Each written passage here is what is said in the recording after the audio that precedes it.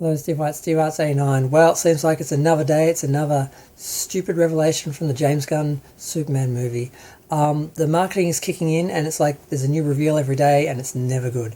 Now, I'm here today with my Henry Cavill Superman, not because I'm a Snyder bro, but because I just have a bunch of Superman figures, and aside from their unboxings, they've never been seen, so they just want a bit more attention. So I'm going to have a different one in each video. But yeah, so once upon a time in the 70s, I think it was 1978, good year, someone wrote a retcon into Superman, like after, 30 years or something, or 40 years, that apparently Superman's glasses have Kryptonian glass or something, and they're able to magnify his natural hypnotic abilities, so he can hypnotize people into seeing him as a different person, to explain the whole Clark Kent masquerading, Superman masquerading as Clark Kent, because people just couldn't handle the idea of someone just wearing glasses and, disguising themselves.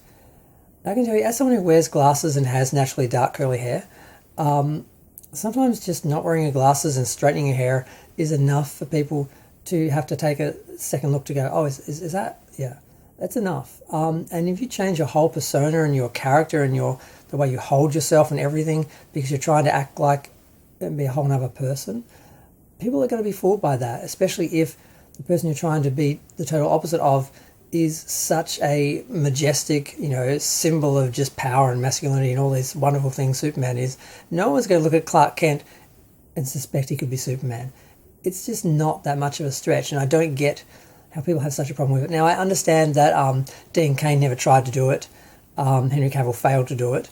But Christopher Reeve, Brandon Routh, now Mr. Cornsweet, they've all managed to totally create a different being as Clark Kent that you look at, and I do not see his Clark Kent and think he looks anything like, him as Superman. So the idea that they need to use this stupid retcon is just shocking to me, and it just shows the mentality of James Gunn, that he just thinks superheroes are a joke. He thinks superhero fans are idiots, and he just wants to appeal to the stupid fans who think this is funny or this is cute or whatever.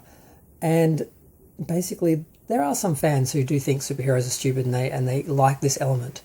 But they're the majority. They're not the majority, they're the minority.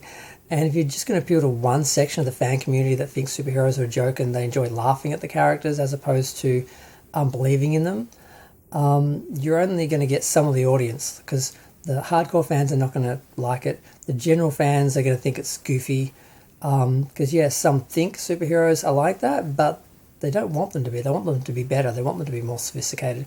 And then when they are goofy, they just,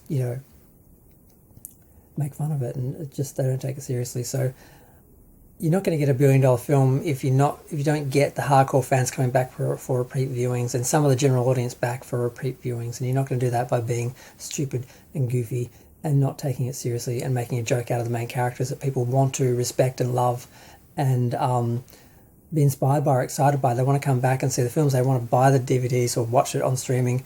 They want to revisit these characters and spend time with these characters. And if these characters are a joke and you can't take them seriously or they're embarrassing, you're not going to come back. So this whole Hypno-Glasses thing, it's probably just a gimmick to sell Hypno-Glasses later on, but it just is a perfect example of how Gunn doesn't get Superman, doesn't know how to do this film, and shouldn't be doing it.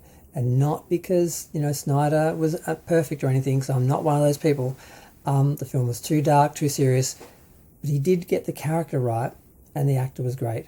The story and the direction you want to take it in was wrong, but you can change all that and keep the other elements in. That's what they should have done.